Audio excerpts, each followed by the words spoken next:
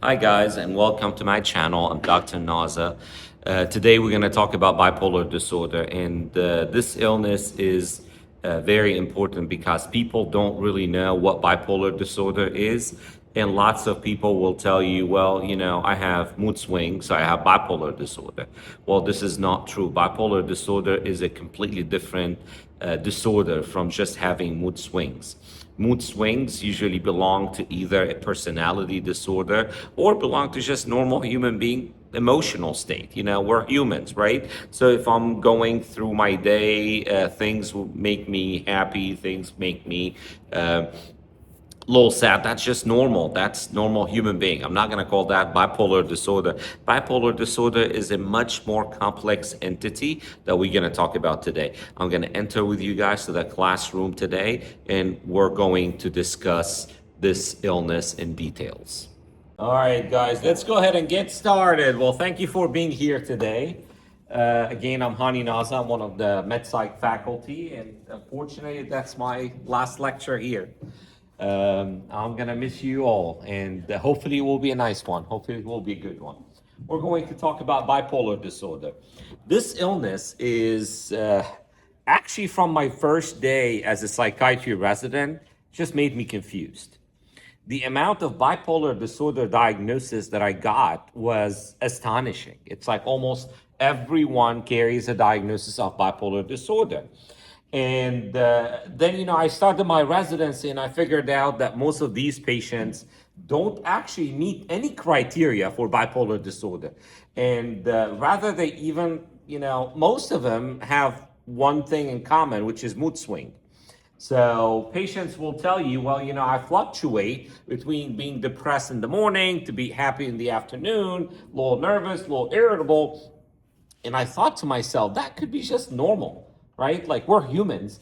If, I walk into my work and Dr. Griffith give me like hard time, I'm going to be a little like sad and irritable. Then he praises me and tell me I'm getting a bonus and I'm going to feel good about it, right? That's just normal human being behavior. Now, when this kind of mood swing becomes out of hands and causing lots of dysfunction, this is when we think about personality disorders. But again, this spectrum, it was very, very interesting how I see it in patients. Like patients are fully, never met criteria for bipolar disorder, and they carry that diagnosis.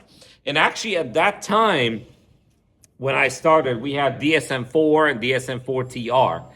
And in DSM-4 and DSM-4-TR, we used to do accesses. So personality disorder was access 2.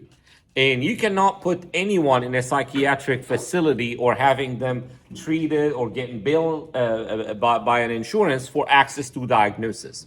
And that's why patients carried diagnosis they never had and placed on medication they never needed. It's like, you have plenty of patients on mood stabilizers and antipsychotic without any need. And we lost faith in these medications. We said, yeah, well, they don't work much for bipolar disorder. Of course not, because I'm treating something that is not there. And I'm saying it didn't work. Of course, it's not going to work. So that's a very important rule in psychiatry. Don't treat an illness that does not exist. That means medicine won't work. Exactly the same thing when we talk about depression. If patients don't qualify for major depressive disorder, don't treat them with antidepressants because they're going to fail. If you're having a bad day, bad relationship, of course you're going to qualify for a major depressive disorder. Do you think Zoloft or Prozac are going to work? Absolutely not. So you guys need to understand, we need to be strict in making our diagnosis, because if you don't make the right diagnosis, you're not going to be able to treat. So let's dive in a little bit. And before we start, I always love to do a clinical vignette. So we've got a 29 years old, brought to the emergency department by her family because of increasing unusual behavior over the past 10 days. She has been sleeping approximately 2 hours per night, but reports feeling better than ever and denies fatigue. She recently quit her job because she believes she has developed a business idea that will make her a billionaire. Over the past week, she has spent $18,000 on unnecessary purchases and has been calling friends throughout the night to recruit them for several new business ventures. During the interview, she's brightly dressed, restless, and frequently gets out of her chair. She speaks rapidly and loudly and difficult to interrupt. Her thoughts rapidly shift from her business plans to politics, religion, and plans to write a best-selling book. She repeatedly becomes distracted by noises in the hallway. She states, I have abilities that most people simply don't have. She denies alcohol or recreational drug use. Urine toxicology is negative, and thyroid studies are normal. See this? The end two sentences here are very important. No substance use and medical workup is negative, as well as the urine toxicology is negative. Always remember, for psychiatric illness, you don't only rely on the statement that there is no substances, you have to have an objective measurement for that. Urine drug screen is very important. Almost, I don't think you can rule out substance-induced mood disorder at all without the urine drug screen. Even with that, you cannot properly rule it out because, most substances are there in the urine for 3 days, right? Most of them, except marijuana, chronic use for up to 30 days if they quit. So really, you cannot make a primary psychiatric diagnosis unless the patient is sober for how long? 4 weeks. You cannot make a diagnosis. So if someone had a relapse on methamphetamine 2 weeks ago and they have psychotic symptoms now or manic symptoms now, you cannot say this is primary manic disorder. This is, or bipolar disorder manic. This is substance-induced mood disorder. So in DSM-5-TR, very important, 4 weeks absence of substances. So obviously here we're talking about bipolar I disorder, right? Because the patient clearly manic. So on the go, when you are evaluating a patient, remember, you start your mental status exam from the first moment. You don't wait till the end and you say, I'm gonna start my mental status exam. What does that mean? Well, what's the first thing you should do in mental status exam? Appearance, perfect. So you look at the patient and you see how patients look. Then after that, behavior and attitude. So you see how that patient is complying with your question, how the flow of the interview, and you start evaluating their affect from the first second. Then you evaluate their thoughts, how they are going. Do I have flight of ideas? Do I have looseness of association from the first moment? And here, you're going to start your differential in your head. Am I dealing with unipolar depression, bipolar substance use? And you direct your question, you actually tailor your questions to go through the process the right way. So actually a mnemonic for mania, you probably know very well, dig fast. So you always put that in your brain, you ask questions or you see them in action, which counts. So if someone has already have pressured speech, you're not gonna ask him, do you have pressured speech? Which I do ask if someone is not in a mania or hypomanic episode. I ask them when you don't sleep or you're in one of these episodes, do people tell you that you talk very fast? I always ask this question as a screening question. So D is distractibility, attention too easily drawn to unimportant or irrelevant external stimuli. So you're talking to your patient in the ER and the patient suddenly will tell you, oh, someone in the hallway is singing.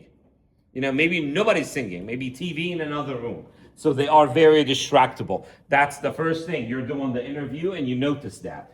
Impulsivity or indiscretion, patients are engaging in activities that they normally don't do, like spending money more than usual, cleaning the house even though it's clean, driving fast, even doing drugs. So here they start manic episode, then they start doing drugs. That's different. Right? So you need to know which one came first, the chicken or the egg. If you don't answer this question, you're not going to be able to know.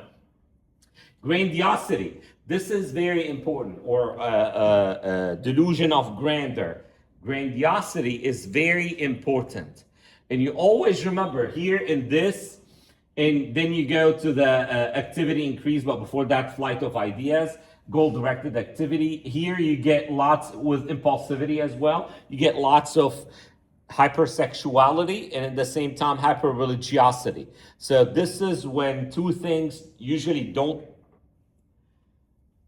meet in the same room, which is hypersexuality and hyper-religiosity. So I've seen lots of patients who are praying with a rosary in their hand, lots of saints icon around them, and at the same time they are talking about sexual encounters and sexual matters. So this is one of these illnesses where you're gonna get two things that usually don't match.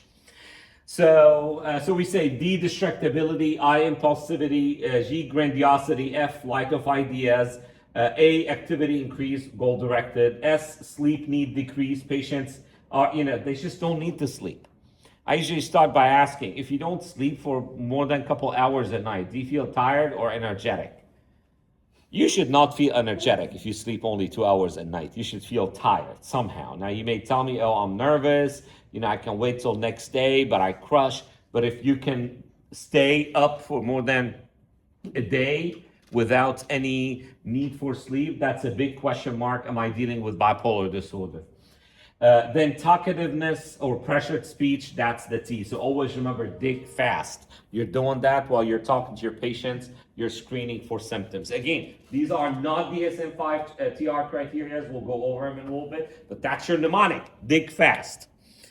So the spectrum we're going to talk about today, I'm not going to talk about all of them because Dr. Mohsen is going to come next and talk about bipolar II disorder.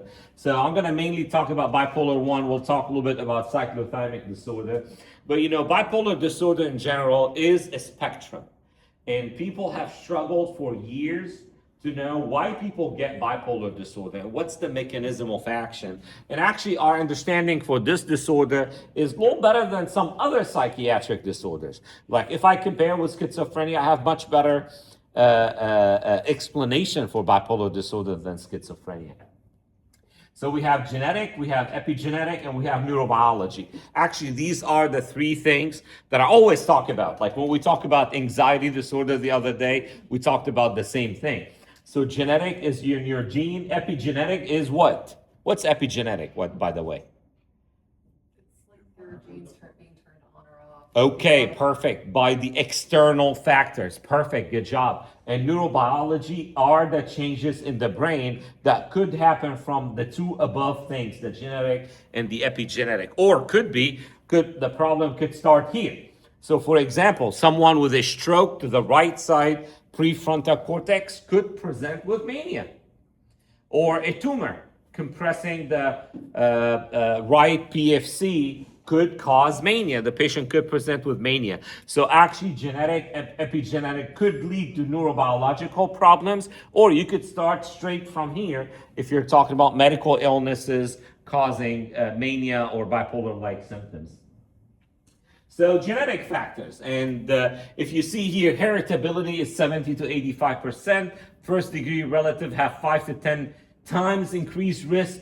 Monozygotic twin concordance is 40 to 70%. So it's telling you there is a big component. Now, every time an illness, they tell you there is a hereditary component, then they list multiple genes. Most likely they don't know what they are talking about. And that's what we have here. So we cannot isolate a single gene that tells patient, well, your chromosome 14 has a small little locus in there that is abnormal, and that's why you have bipolar disorder. You cannot say that. That does not exist.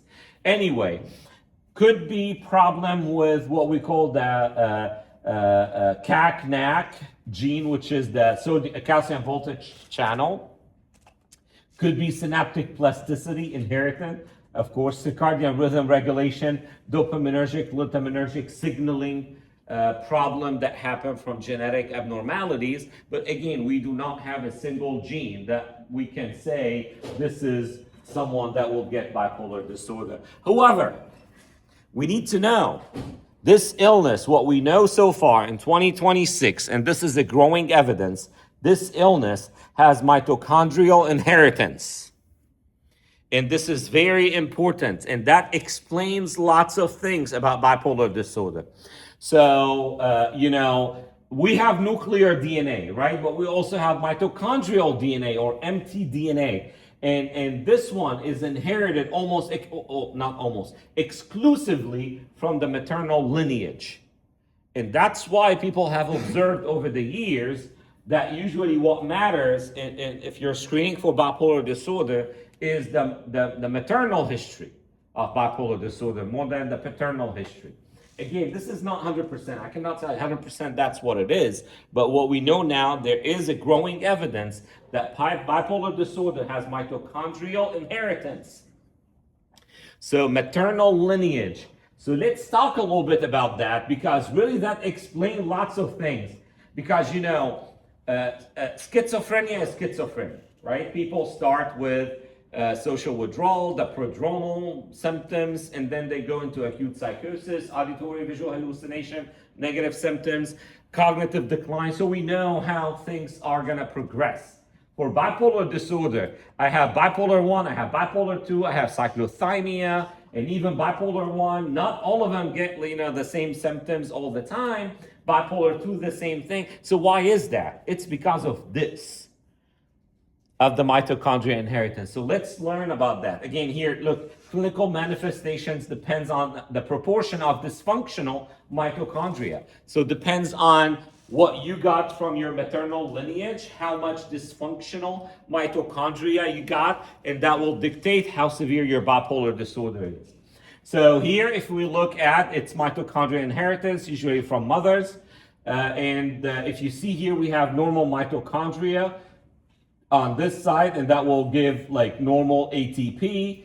And if we have defective mitochondrion, that will give you more oxidative stress, and that will cause problem in the brain. When we have oxidative stress, we're talking about inflammation, and we're talking about cell death in certain areas in the brain. So that's mitochondrial inheritance in bipolar disorder. And depends on how much you have. That's going to lead to decreased ATP level, increased oxidative stress, altered mitochondrial DNA copy numbers, mutation or deletion in mitochondrial DNA, impaired mitochondrial dynamics, and dysfunction in oxidative phosphorylation. And these are all could be mild, moderate, or severe. That's why you have lots of spectrum, or you have lots of symptoms that are on the spectrum. It depends on how much mitochondrial dysfunction patients inherited from their maternal lineage. Now, is it going to be affected in all of them? No, probably some people will inherit it, but also we have the epigenetic coming here, right? So this is the like environmental stressors, inflammation, medication, stuff like that could put people straight in mania. So that's why teenagers or any age and drugs, right? It's not good. So yeah, we have substance-induced mania or substance-induced bipolar disorder, but sometimes the substances will just put the brain into stress and cause whatever underneath the surface to show up on the surface, and patient becomes or get the full-blown psychiatric illness. So drugs are really bad news, especially for teenagers. Specifically for teenagers, because teenagers, their brain is getting something called pruning. Have you heard of pruning? All right, perfect. So the brain is reshaping, just like gardening. So here drugs come, something's gonna go wrong. And this is when people have more psychiatric illnesses in young ages. Epigenetic, we talked about that. So pretty much DNA methylation of mood regulating genes, histone modification, stress-induced epigenetic remodeling of HPA axis, neurotrophic signaling pathway, circadian rhythm genes, lots of things that could affect the normal biology of our body and put the patient or put the person straight into a bipolar mania episode, bipolar depression, hypomania, or even a psychotic episode, depends on the illness and the genes. So really, childhood trauma, chronic stress, sleep deprivation, substance use, these are the most common epigenetic factors that could actually change in our genes or in our status or bring a gene up to the surface. A gene could be dormant and the epigenetic factor will just bring it up to the surface and patient develop mania. All right. Oh my goodness, neurobiology. Again, I say this is what's going to happen. So gene epigenetic is going to lead to neurobiology changes. But again, this illness could start with neurobiology because of some medical illnesses usually, or because of substances somehow. So dopamine is usually increased during mania. Again, that's your happy neurotransmitter. Drives reward seeking, psychosis. Norepinephrine, every time you have increase in dopamine, you're going to have increase in norepinephrine, because dopamine get converted to norepinephrine by dopamine decarboxylase enzyme. So every time you have increase in dopamine, you're going to have increase in norepinephrine. And that's going to lead to increased arousal, impulsivity. Glutamate, by the way, without glutamate and GABA, nothing happens in the brain. So glutamate is the excitatory neurotransmitter. GABA is the inhibitory neurotransmitter. So in bipolar disorder, we have increasing glutamate and decreasing GABA. Just like what I always say, the Mad King and the Cool Queen. The Mad King is the glutamate, will go send the dragons everywhere to kill the brain, and the Cool Queen will try to stop it unless the Cool Queen is sick that day and we don't have much inhibitory control. Serotonin, we know that if you give someone too much serotonin and they have bipolar disorder, guess what's going to happen? They flip into mania, right? And this is actually the biggest debate in the psychopharmacological world. Should we use antidepressants to treat bipolar disorder or bipolar depression? Well, you know, evidence says, we'll talk about that, of course, but evidence says don't use it unless you have lots of mood stabilization on board. Because let's be realistic. How do you treat comorbid PTSD? Someone have bipolar disorder. What's the only two approved FDA medication for that? 2 SSRIs, right? Sertraline and paroxetine. So you have to use them. What is your first line treatment for generalized anxiety disorder? Clonazepam? Of course not. No. It is an SSRI, right? So this is what's your first line treatment in many illnesses. Does not mean you don't use them. You just need to make sure they are on good and enough mood stabilization, an anti-epileptic, lithium, antipsychotic, atypical, and then you can put them on the antidepressant of interest. Then we have brain-derived neurotrophic factor. And this is very interesting. So in depression, what's the level of BDNF? High or low? Low. Mania, low. So every time I have a cell death, I have low brain-derived neurotrophic factor.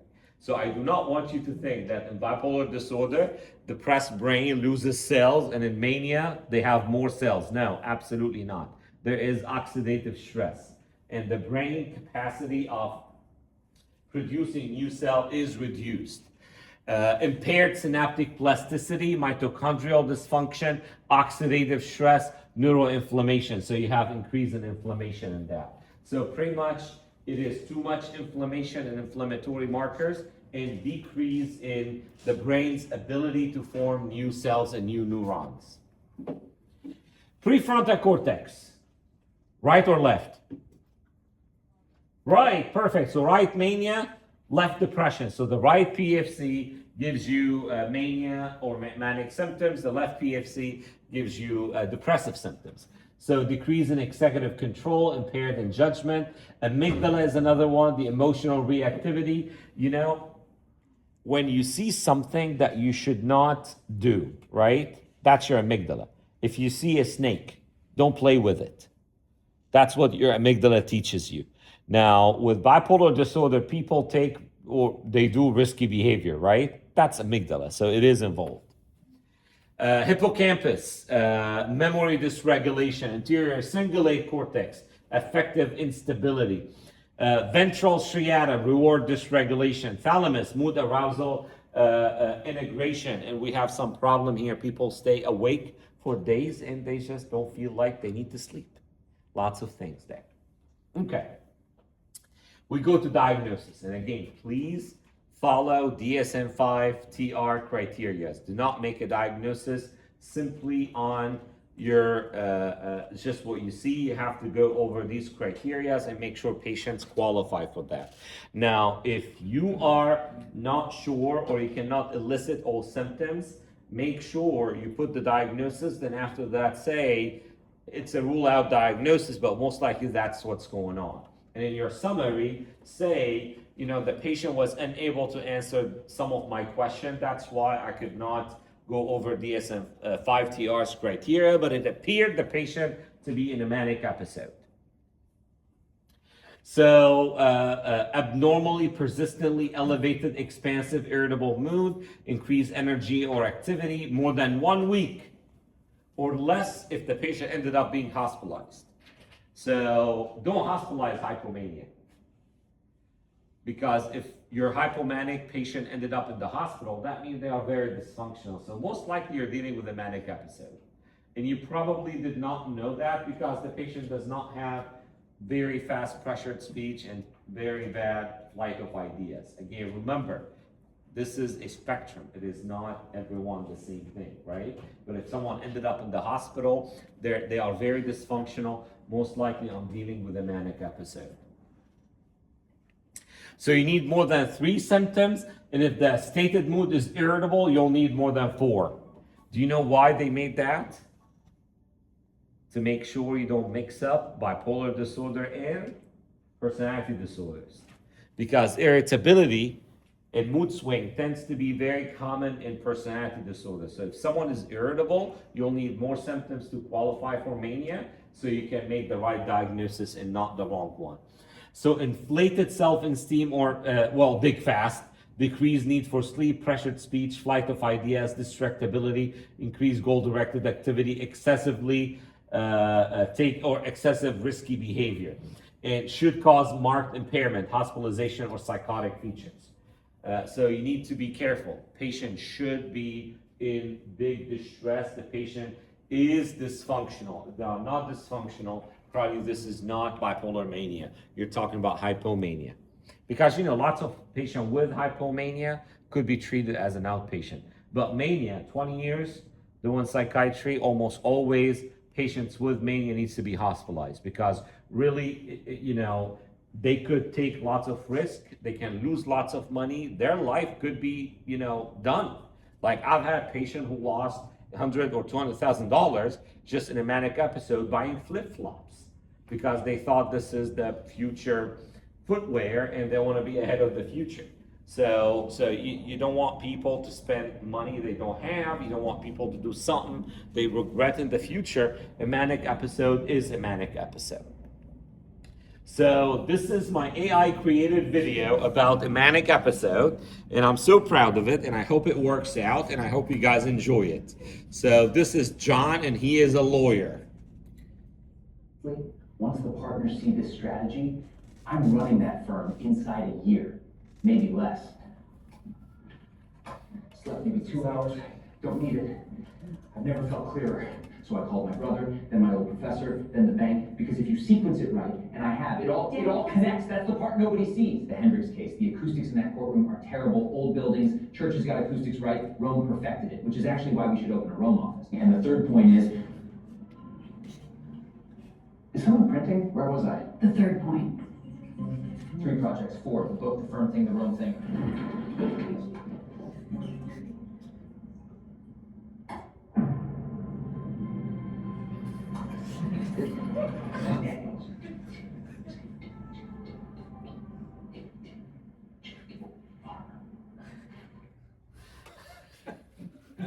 So proud of it. That was done actually last night around around like midnight, and I was so amazed. I did not sleep like 2 in the morning. I was like, yeah, that's a cool creation. I love it. This is when you can use AI for teaching point to show things in classrooms that look real, but you do it the way you wanted them to, right? So yeah, dig fast. All the dig fast criterias were there. The patient was in a manic episode. And to be honest with you, if you just close your eyes, you can see lots of great actor and actresses in the history of Hollywood that actually acted like they have bipolar disorder in a manic episode. One of the best manic episodes I've ever seen in my life is actually Bradley Cooper. Silver Lining Playbook. Very interesting, and I guess I don't think he got the Oscar from that. I would have given it to him, to be honest with you, because really to be able to make pressured speech, this is a talent. It is not easy. We all know like a normal person or person without bipolar disorder they have like certain abilities. Patient with bipolar disorder, they have increase in dopamine. That's why they get pressured speech and flight of ideas. So what Bradley Cooper did in that movie was astonishing, to be honest with you. I think he did a pretty good job. So anyway, hypomanic episode, I will leave it to Dr. Mosen, but anyway, this is a milder version. Major depressive episode, and that is very important. We'll go over how to make a diagnosis of bipolar disorder, but you're not gonna have someone with only mania. I've never seen it in my life. They always have some kind of other mood symptoms, and a major depressive episode is real. So please don't make two diagnoses, and I see that a lot. Like I just read it multiple times, patient with issue of bipolar disorder and major depression disorder. That's wrong. Patients cannot have bipolar disorder and major depressive disorder. Depression is part of bipolar disorder. So it is bipolar disorder, currently depressed, mild, moderate, or severe with and without psychotic features. Cool? There's nothing such as schizophrenia and bipolar disorder. It is schizoaffective disorder or bipolar with psychotic features. There's nothing such as schizophrenia and major depression disorder. It is schizoaffective disorder, right? We're in the United States of America. We have DSM-5-TR, so we do not make these mistakes. So please do not say patient has history of bipolar disorder and major depression disorder. That does not exist. This is wrong. So a major depressive disorder, more than 5 symptoms for more than 2 weeks. The only exception of that is what we call a mixed episode of bipolar disorder, and I don't know what, yeah, here you go. So mixed episode of bipolar disorder, the depressive symptoms only 1 week. So we'll match with mania. Cool? So pretty much, if you think about it, you have someone with big fast, let's count them. Talking fast, flight of ideas, grandiosity, and 3 symptoms of mania. In the same time, they want to harm themselves, that's suicidal thoughts. They tell you that they cannot concentrate, which could go both, decreased appetite, decreased concentration, which also could be with mania, and feeling worthless or guilty. And again, here you may tell me, well, he was just having grandiose thoughts. Yeah, bipolar disorder is the disorder that you may get 2 things that they shouldn't be there. So the patient could have grandiose thought now and could feeling worthless and guilty and whatever in the next minute. Again, they could have hyperreligiosity and hypersexuality at the same time. That's the illness, right? So this illness does not mean all the symptoms should match. You may have contradictory symptoms in patient with bipolar disorder. Now, to make bipolar I disorder, the patient should have at least 1 manic or mixed episode at some point. So let me ask you this. A patient had 1 manic episode when they were 16 years of age, and now they are 91. They never had another manic episode. They came to you with a major depressive episode. What's their diagnosis? No, bipolar I. So you will always be bipolar I. You will always have bipolar disorder. So the presence of at least 1 mania at any point in life, could be only 1 mania, and then like 20, 30, 50, 60, 70, 80, 90 years, no more manic episode. The patient still have bipolar disorder. Why this is important? The treatment of bipolar depression is different than the treatment of major depression disorder. And you guys need to know that. We do not treat them the same way. We do not treat them the same way. Even psychotherapy, by the way. Even psychotherapy. We have lots of new things that we need to offer. So cyclothymic disorder, again, probably Dr. Mosen is going to talk about that, but make sure more than 2 years of symptoms and more than 1 year in children and adolescents. This is when you make a diagnosis of cyclothymic. I cannot stress that one enough because this is always on your board. They love cyclothymia on the board. So treatment algorithm. So now you made your diagnosis, right? How many symptoms and for how long for bipolar mania? How many symptoms? 3 or more. Unless the patient is irritable, you need how many symptoms? 4 or more. For how long? 7 days or 1 week, unless, exactly. Successfully treated, I do not think you can treat a manic episode in less than a week anyway. So first you need to make the right diagnosis. So you need to rule out substance-induced mood disorder, very important. You need a urine drug screen. You need to rule out antidepressant-induced mania, and you need to rule out medical causes of bipolar disorder. So you need to make sure not only TSH and cortisol level, depends on what you're dealing with. Let me tell you what I mean by that. Psychiatric illnesses are the illnesses of the youngs, right? So if someone comes to you 20 years old in the first manic episode, this is not unusual. So I'm gonna do some workup, but I'm not gonna do everything underneath the light. So I may need a brain MRI, I may need TSH, I may need urine drug screen, make sure their blood pressure is fine, do an electrolyte, just to make sure the big things are normal. Now, if I see a child or an older patient above 60 years of age, first onset mania, you have to do a hell of a good workup. So yeah, the brain MRI, you're doing it anyway. Anyone with new onset bipolar or any psychiatric illness, you probably need to do a brain MRI to make sure you're not missing a brain tumor or an older age. You're talking about CDA, NPH, and lots of other things. But literally, you need to do all the workup, including pheochromocytoma, including hypercortisolism, if someone is above certain age or even below certain age. Well, depends on what you're dealing with. So you confirmed your bipolar disorder diagnosis, duration, severity, cycle pattern, family history. You identify specifiers. And remember here, rapid cycling, more than 4 episodes a year, not a day. That's what many psychiatrists and psychiatry practitioners get confused with.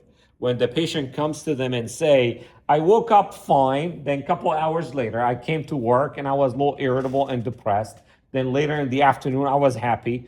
Then at night, I was a little nervous. Oh, you've got rapid cycling. No. Rapid cycling is more than 4 cycles a year, not a day. Cool? Very important. Postpartum onset, that's another one. Or peripartum now, we don't call it postpartum. Peripartum, because it's 4 weeks before, 4 weeks after. So am I dealing with acute mania or I'm dealing with bipolar depression? So if you're dealing with acute mania, now here it says plus minus because hypomania, but really acute mania, what we're talking about is actually both, or psychotic mania, the same thing. So both a mood stabilizer plus an atypical antipsychotic. And if you see for acute mania, lamotrigine is not an option, right? Do you guys know why? Exactly, slow titration. It's going to take you a month at least to get him to take 100 milligrams. It's not going to work. So you need longer period of time. So that's why lamotrigine is not part of it. Now you can add another one here, which is carbamazepine. It's not the most commonly used mood stabilizers in the United States because we have wildly ethnic diversity in the United States, and lots of people just don't tolerate it because of 3A4 polymorphism, which is one of the liver enzymes. So any second generation works, but really these are the major one, the one that you use the most: quetiapine, olanzapine, risperidone, and aripiprazole. And here you need to make sure you're using the right dose. So let me ask you this. You already put your patient on lithium. Let's say lithium dose 300 3 times a day. Cool? Which is a good starting dose. You may tell me you always start 300 BID. Well, someone with mania, you need to give them the right dose to start with.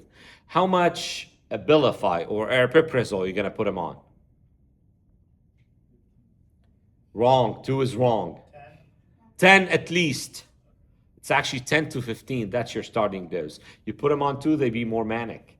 Because aripiprazole is a partial agonist of dopamine, right? So lower dose, the one that you use for major depressive disorder, you give it to someone with bipolar mania, guess what? They will be more manic. So very important. If you're using ziprasidone, what's the dose? 20 BID or 40 BID? 40 BID. And why is 40 BID for bipolar mania and not 20 BID? Yeah, because it is an SNRI in doses less than 40 milligrams. So you give them 20 minutes, and that's, by the way, they love it on the board because, Geodon or Zapresidone is the only atypical antipsychotic that has SNRI activity. Would you give your patient who's manic Effexor? Of course not.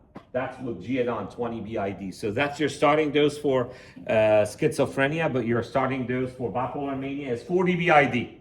Cool? How about olanzapine? How much are you going to give them? We're talking about young people, like 25, 35. How much? What? 10. Perfect. Don't give them less. This is when you have someone who's agitated, you give them 5 of intramuscular olanzapine, and you tell me it didn't work. Yeah, it's not going to work. Because that's what the most studied one is 10 milligram. 5 milligram is the elderly dose. Less than 10 milligram does not work. This is when you go to B52 and you give them like 5 of Haldol, 2 of flurazepam, and 50 of Benadryl. And you say, that works now. Of course that works. 5 of Haldol is equal to 10 of Zyprexa. And by the way, you don't have to do Zyprexa and lorazepam, Zyprexa and Benadryl. Zyprexa is anticholinergic by itself. Zyprexa is sedating by itself, so you don't have to add anything to it. There's nothing such as a modified B52. Does not exist. Cool? So you either use Haldol, lorazepam, and diphenhydramine, or you use the right dose of Zyprexa. I'm not going to say high dose of Zyprexa. It is called the right dose olanzapine, which is 10 milligram intramuscular. Again, open Hippocrates, that's the dose from the manufacturer company. That's what it most studied for patient. So 10 milligrams intramuscular injection. Do some people use it IV? Absolutely, but it's off-label. I would not recommend that you use it. Now, bipolar depression. If you look here, we have only 5 options, right? Only 5 options. And these are all atypical antipsychotic. Only one of them is combination atypical antipsychotic and an antidepressant. And I always say avoid antidepressant alone in patient with bipolar depression because of 2 concerns. First one, simply it may not work. The second one, effective switch. They are depressed, you put them this medicine, they flip into mania or hypomania, so you don't want that. Quetiapine, lorazepam, cariprazine, lumateperone, and combination olanzapine and fluoxetine. These are the one approved for bipolar depression. Now, what is the dose of quetiapine for bipolar depression? What is it? 400 to 600. Okay, it's 150 to 300 milligrams. Is it IR or ER? ER. Perfect. So always remember that for depression of any sort, major depressive, bipolar depression, it's the extended release between 150 to 300 milligrams. Now this one, since you're using a sedating medicine, don't start them on 150 off the bat and they are depressed, right? So your starting dose may be 50 to 100 milligrams a day, then you work your way up as tolerated. Lorazepam, again, you can start actually as low as 20, you go up to 40. Don't give more than 80. It's too much for bipolar depression. Cariprazine, that's another agent. If you give more than 3 milligrams, it becomes like a blocker and does not really work on depression. So 1.5, 3 milligrams are probably plenty for depression. If someone is manic, you want to give them like 4.5, that's fine, but for or schizophrenia, psychosis. But lower than that, no, it's not a good idea.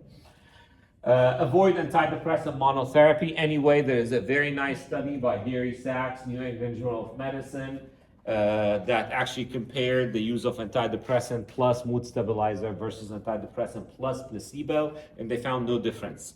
Now, again, in that study, they never used fluoxetine. So some antidepressant may be different because antidepressants are different. And they are not only serotonin reuptake inhibitors. Like, for example, fluoxetine has 5-HT2C antagonism, which is the receptor that we think is involved in patient with bipolar depression. Cool? Any question here? All right. So I love this slide, actually. This one will tell you antidepressants and not antidepressants, sorry, antipsychotics, mood stabilizer, and what they change. So dopamine, you've got your atypical antipsychotic. Glutamate, your lamotrigine, which is approved for maintenance, by the way.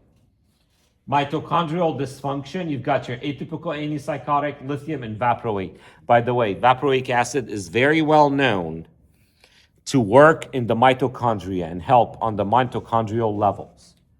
Oxidative stress, all of them works, including carbamazepine, increased inflammatory or anti-inflammation, all of them except the atypical antipsychotic, and decrease in neurotrophins, all of them except lamotrigine for some reason.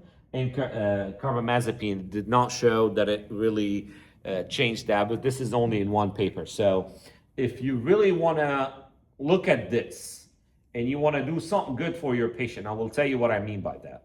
So let's look about what are good options.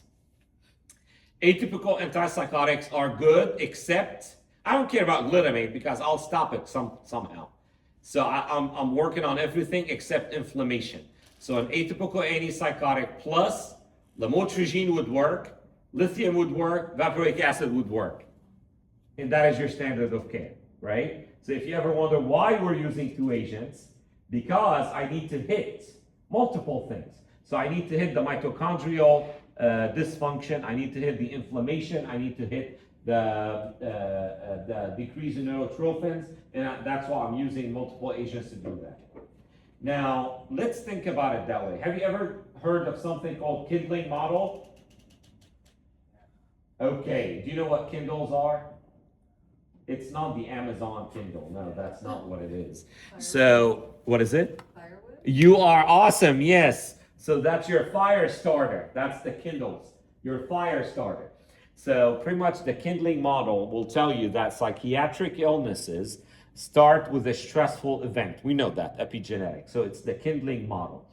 And if you don't treat the first episode aggressively and continuously, you're going to have more subsequent episodes. They will be harder to treat, and you have lots of cognitive decline. And that's why you have to provide the patient with continuous and aggressive treatment. And how can you provide a continuous treatment for patients? Inpatient. Yeah, inpatient is the acute treatment. But how do you provide like lifelong treatment? And you need to make sure they don't stop taking their medicine.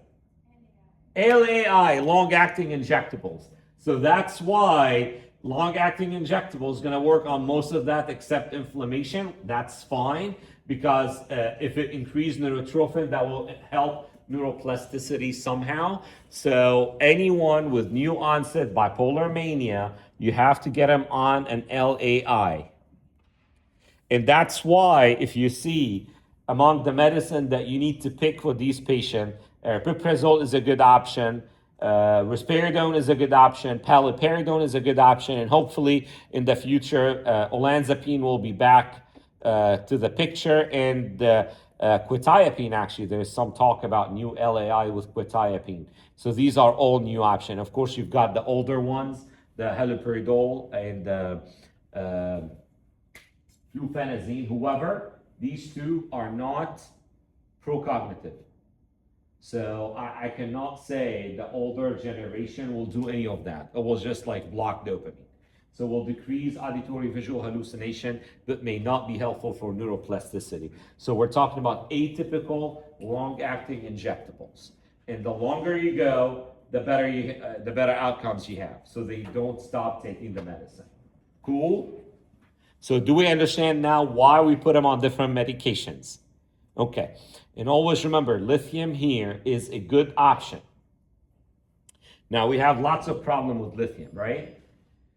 One, you would be very concerned about people's kidneys, and yeah, everyone who's on lithium, at some point, they may lose their kidneys, right? And you have lots of other side effects. It's just like a couple days ago, someone with bradycardia, they needed a pacemaker because they were on lithium. They are quite young. So it depends on how long they be on this medicine. Some people, you stop it, challenge them, either heart rate goes up or doesn't go up, they need a pacemaker. So lots of side effects here, right? And that's why probably other medicine are safer, but you have lots of patients who could be on lithium. And always remember, lithium, low dose, pro-cognitive, high dose, cognitive slowing. So if you have someone with bipolar mania, what's your range of lithium that you need, the plasma level? It's actually 0.9 to 1.2, but yeah, 0.6 to 1 may work, but it's actually the real one, if you want to push it, 0.9 to 1.2, and this is compatible with 900 milligrams to 1200 milligrams of lithium, which is a good range. How about valproic acid? What's your range for bipolar mania? So 75 to 100 or 0.75 to 1. You're right, depends on the unit that you're using. So you need to make sure you know how to do it. Now, this is for the acute mania. It's not for maintenance. For maintenance, you may not need the higher level. So if you get someone off mania with lithium, let's say 1200 milligrams a day, don't keep him on that forever. Always try to decrease the dose. Always go down to the least efficacious and minimum dose of this medication that you can do.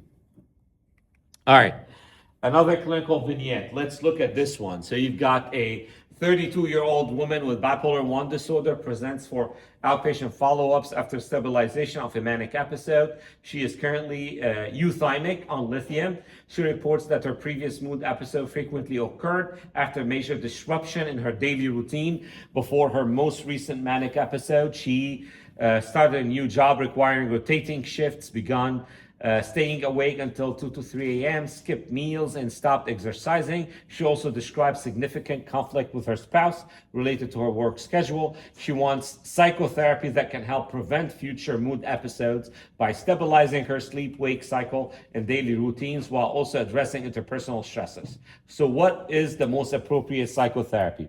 Exposure and response prevention, dialectical behavioral therapy, interpersonal and social rhythm therapy, motivation interviewing, or supportive psychotherapy?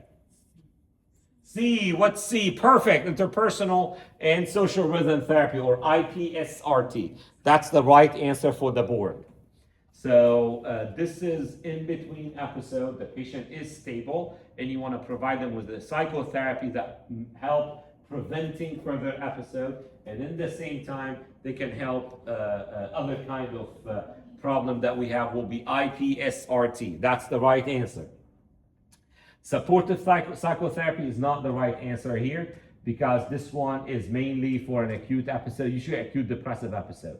Acute manic episode, supportive therapy may not be the best option there. Okay, so maintenance treatment, prevent relapse, reduce suicide risk, and preserve function. And you can do that by continuously treating the illness. So LAI could be a good option to remain on all the time. Remember, if the patient is in between episodes, that means we do not have inflammation. So you don't have to worry about the other stuff, right? So you don't have to keep him on Depakote and LAI forever. You can just keep him on an LAI. And that will help with that. Now, lamotrigine is also another good thing. You can keep them on lamotrigine. Again, in between episodes, their BDNF should be fine, right? Their dopamine should be normal unless they go into an acute episode. So for maintenance, you can use anything of the ones approved by the FDA for maintenance of bipolar disorder. But what I would recommend is continuously. That's very important. Yes, Dr. Moses. No, it's not. Is it there? That's wrong.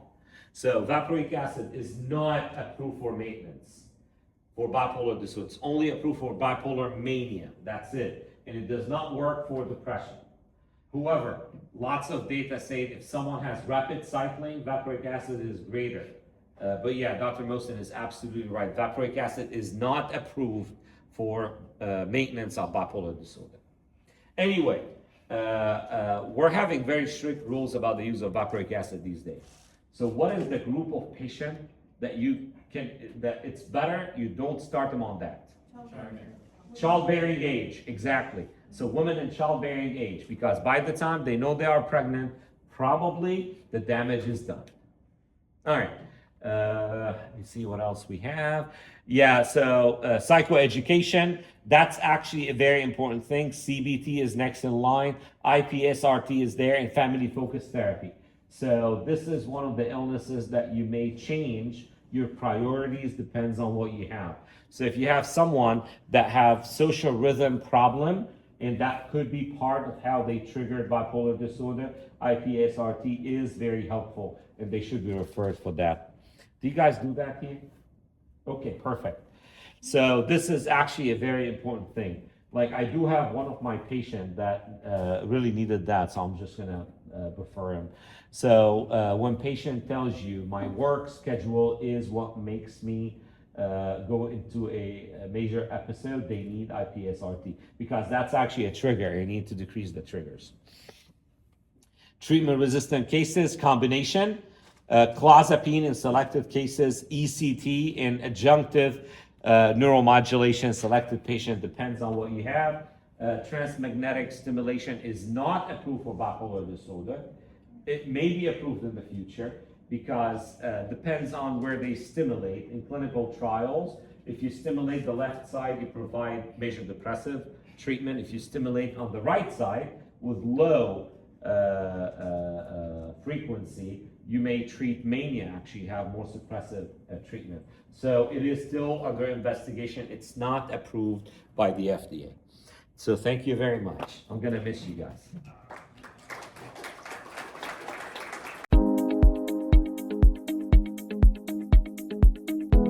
If you found this video helpful, don't forget to like, subscribe, and hit the bell icon so you never miss future content.